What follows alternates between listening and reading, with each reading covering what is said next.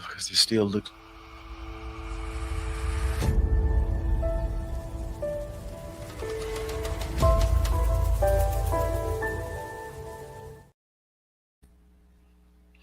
Well, bless the name of the Lord. Listen, it is wow. Again, word on Wednesday, work the word Wednesday, war on Wednesday, whatever Wednesday you want it to be, that's what it is. We are so very grateful for being able to come together yet once again to break the bread of life. Thank you for joining us via social media. Then thank you for joining us in Sanctuary. Listen, we started the year off talking about this is our year. This is the year of moving into manifestation, knowing God by experience, knowing Him by experience. It's one thing to say that I know something about the Lord. It's a whole nother thing to say I have an experience with the Lord. When you have an experience with Him, you know Him as such. Then you know Him by the experience that you've had with Him. You know Him in a different way than you did before you had the experience with Him, when you come through the experience that you've had with Him. So we are thankful that we are getting to know Him by experience. Again, it is one thing to talk about how good God is, but it is another thing to experience the goodness of God. It's one thing to talk about how blessed we are, but it is sure another thing to be to know that you are in a blessed place and be able to experience that blessing. And so we're going to continue walking in that, and tonight we're going to keep talking about knowing God by experience, and we're going to talk tonight about doing God's will. Doing God's will. Let me call your attention to the Gospel according to John, the fourth chapter, verse number 34. The Gospel according to John, the fourth chapter, verse number 34. Let me read it into your hearing, and then we're just going to get right into it tonight. The Gospel of John, the Gospel according to John, chapter 4, verse 34 says, Jesus saith unto them, my meat is to do the will of Him that hath sent me, and to finish His work. Jesus said unto them, my meat is to do the will of Him that sent me, and to finish His work. Y'all hold on to that. Hold on to that. Many times we say we are seeking God's will, but hear me tonight. But oftentimes we're relying on ourselves to fulfill our own dreams and ambitions. See, it's a tight place to be. It's a very tight place to be, because remember now, you're still dealing with you. You still have to deal with nature, and you're dealing with what it is that God is doing through Holy Spirit. And so, oftentimes though, we are seeking God's will, but there are many times that we rely on what we've told ourselves we're going to be, how we're going to be, better yet, what our expectation of our own selves are. And when you rely so much on, I said I was going to be a nurse when I was 6 years old, and now you're still trying to move in that vein, and you're of age now, and you're relying on that. Then you're in the place now where you're looking at self-will. You see, we're willing, watch this, y'all. Can I just teach this how I feel tonight? We're willing to work hard at what we want to do in our own will.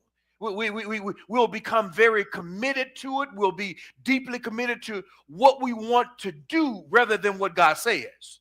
See, when we become committed to what we want to do, when I have convinced myself that this is what it is I want to do, and then I will try to enlist what God has not said with what I believe I'm going to tell people He said. So I'll even compound my problem, because I will say stuff like, well, this is the Lord's will for my life. Be careful. Be very careful when you're moving, and you know this already. You know the Lord hadn't said such thing. You know that already. You just trying to convince yourself that this is what I want the Lord to do for me, but this really is my own will. So I'm operating now in a vein where I'm unprotected. I'm operating now in waters where it's very easy to drown. You see, the struggles of life, hear me tonight, takes place between what we're working so hard at and what God says. There's a huge struggle there. Because I am deeply committed and working hard, hard at what I feel like I should be doing, rather than what God said. But we are so hard at it, and we're working so hard at it, and we are so dependent or committed to it. But here's the ask tonight: is it producing any fruit? You see, wait. You know, I know you committed. I know you're going to do whatever it takes. But is it producing any fruit? You see, God never plants a tree that doesn't produce fruit. Never. It'll never happen. He is the fruit of life. So we have to watch this. We have to make our own plans. And then we try to enlist God to bless them. You see, well, wait a minute, and watch this. There's no ill intent. There's no ill will. You don't have no damage you're trying to do to anybody. You're not trying to hurt nobody, any of that. There's no ill intent. But the only problem is that you're doing yourself a disjustice. You're doing yourself a disjustice when you try to enlist God what he didn't say. So I can't bless what I didn't say. I as bad as you want me to say that, watch this. That's not the will that I have for your life. So wait a minute, wait a minute, Lord, but I do it so well, Lord. I can function in this vein. I'm good at it. And watch this. I even prosper myself at it. Watch this. Wait. You prosper yourself at it. Watch me now. Stay with me. Where's the fruit of prosperity for? Watch this. What's connected to you? So yeah, you feel good about yourself. You're even doing good in the vein. But this is along the journey. Because there's no fruit. There's no good. All I'm doing now is pat my own self on the back. You know, I feel good about myself. And then we'll have that just when we'll say, well, you know, I really don't care what other folk think about me. Be careful. Be careful. Because the very bridge sometimes that you break is the one you got to come back and mend. And sometimes the place that needs the mending is not so easy. It comes sometimes hard when we get outside of the will of God. But God is waiting for us to surrender our lives to him. And I know we born again, we're saved and filled with the Holy Ghost. I understand. I get it. But hear me tonight. We have to make our lives available for God to accomplish his divine purpose through us. Wait, stop. Let's pause for a minute. I can't do that when it's me, my foe, and no more.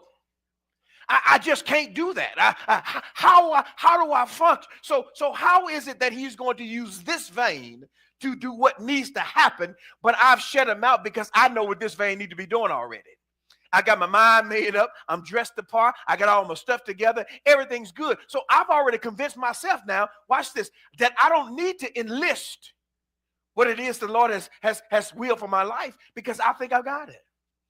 I feel as though I've got everything, and here it is. And because I feel as though I've surrendered my life to him. Watch this. How is it that to be true, but this part of your life you shut him out? How is that to go together? We begin, watch this, to see things differently.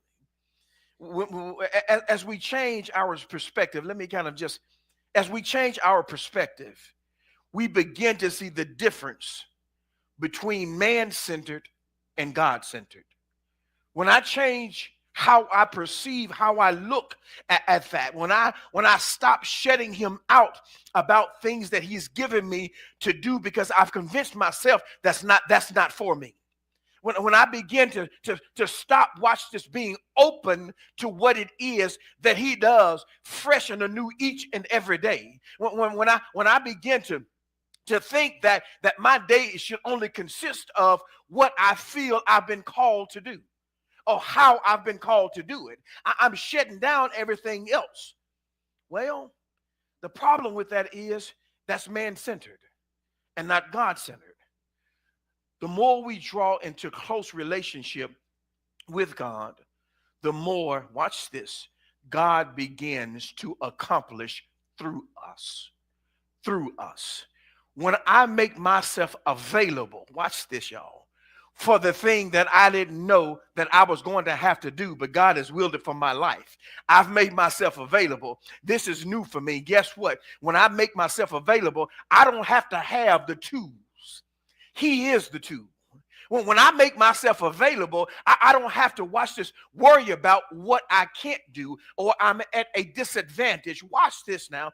His will encompasses everything that we need to do what he's called us to do. So I'm not at a disadvantage for what I've been called to do. I'm at a disadvantage of what I think I ought to be doing. There is my disadvantage. My disadvantage is not that the Lord is going to, watch this, do a new thing through me today. My disadvantage is, well, Lord, not today because I know what I've been called to do. Well, there is the problem. The more, watch this, y'all, we allow ourselves to understand that God can accomplish what he wills through us and in our lives, and it doesn't necessarily mean that was on your sketch, or that's what you thought, or that's what you planned. It means that I'm open now to be used of God. When I hear from God, and I know Holy Spirit is speaking unto me, I have to remember this. I have to remember that my paraclete, my teacher, my comforter is not going to, watch this, give me assignment and then check out on me. You know how you used to do when you was playing and you was trying to get rid of the person you were playing with, and you would say, well, let's go in this door. You let them go in the door, close the door behind them, and they go in there telling me, where you are? Well, the Lord don't work that way. He doesn't work that way. He's not going to shove you in the door and then back out on you. No. What he's going to do is going to open the door. And he's going to say, watch this, don't you worry about trying to go through. What? Just follow me through. Don't you worry about, I'm going to even turn the light on for you when I go in. So you now, and I now have watch this, no doubt about the will that he's given unto us. Wait. I know you hadn't done it before. This is all brand new. It's a new day. You know, I didn't think, Lord, that I had that and I was capable of that. I know you didn't. That's why I'm me, and that's why you are you. Well, he can accomplish, watch this, new things through us because his will for our life consists of us being open for use each and every day, all day. It's not a closed shop. The shop's always open. He's always able to use us in areas and ways that we didn't think we could be used. Could the reason we're not doing the will of God be because we're not asking the right question? Stay in the same text, John 34. Let's go to verse 32. Let's just read this for a minute. Verse 32 said, but he said unto them, I have meat to eat that ye know not of. Therefore said the disciples one to another, hath any man brought him aught to eat? Jesus said unto them, my meat is to do the will of him that sent me and to finish his work. Wait, could it be that we're asking the wrong question? Watch me. And if you ask the wrong question, you're going to surely get the wrong answer. Surely you're going to get the wrong answer. Jesus considered God's will, watch this, y'all, to be his highest priority. His highest priority.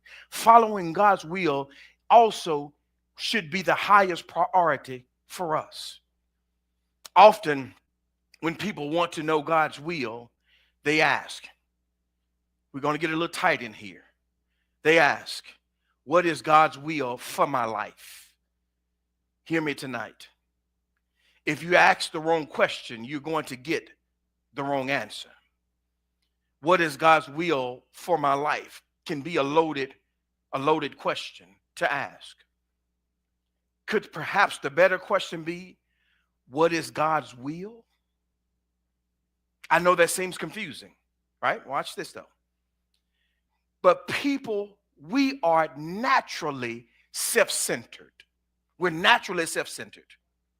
We tend to view the whole world, even God's activity, in terms of our own lives. So when I ask that question, what is God's will for my life, I automatically initiate myself in there. I automatically bring self in there. I automatically now begin to think of myself and what it is that I need to be doing, or what it is that I'm good at, and all of these things come into play. Of course, we want to know what we should and how events will always take place and affect us. But that is actually, listen to me, an inverted life perspective. When I'm self-centered, I'm already foggy about, watch this, what it is that I'm asking. So when I ask, what is the Lord's will for my life, I've got a perception already in my head.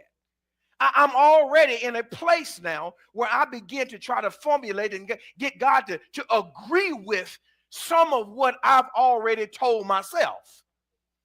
I'm trying to convince the one that knows the will of my life to kind of buy in now to my thoughts. But watch this.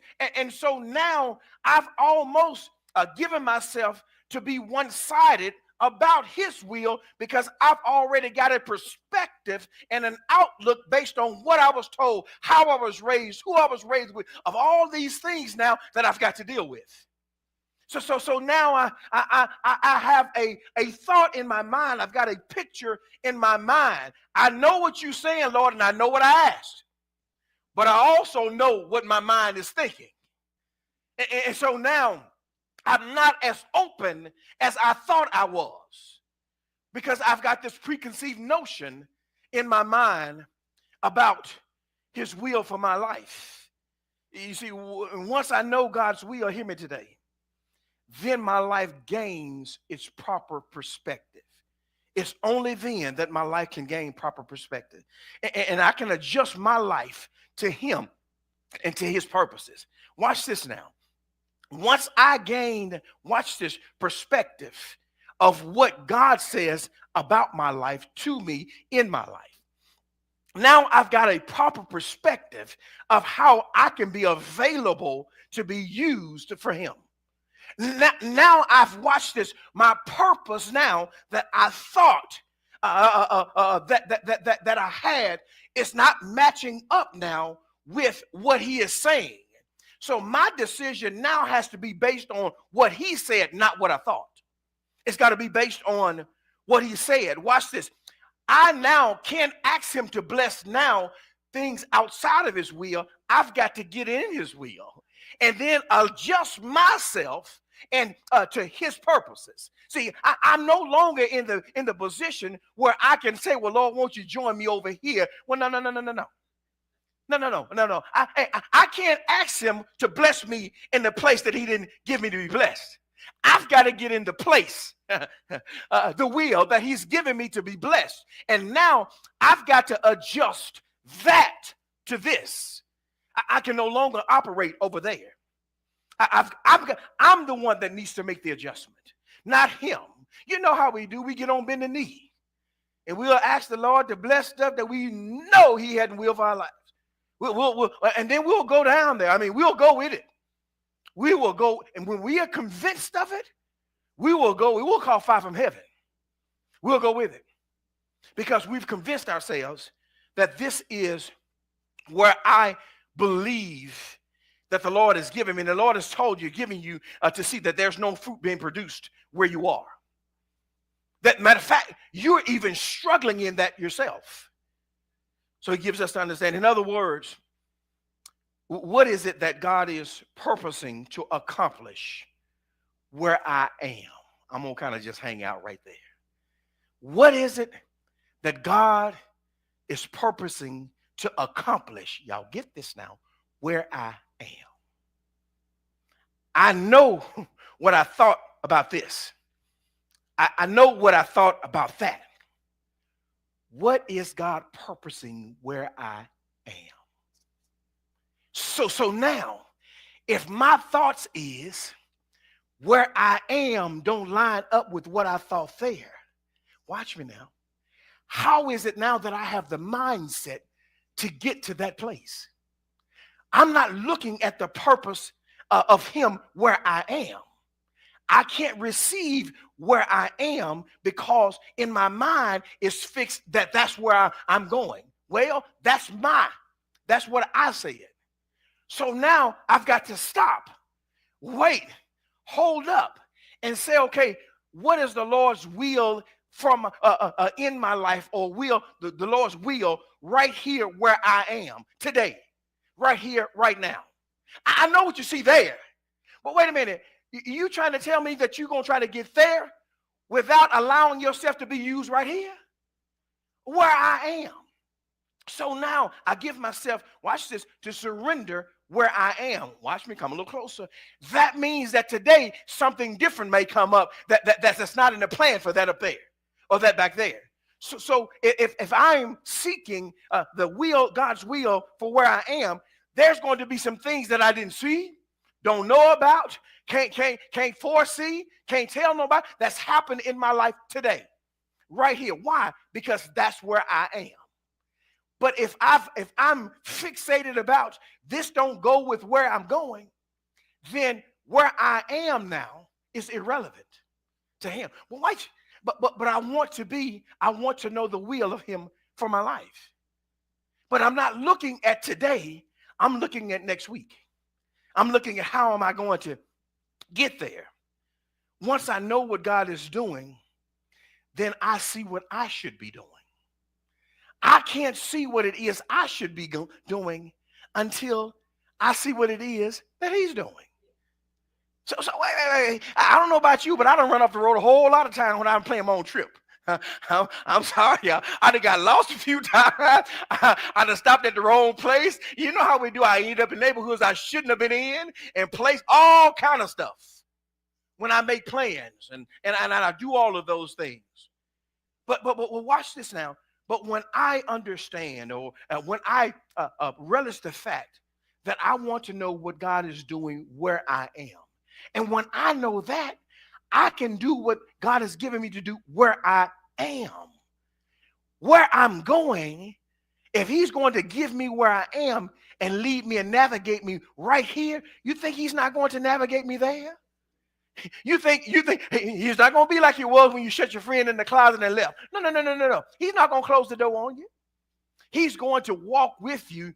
Why?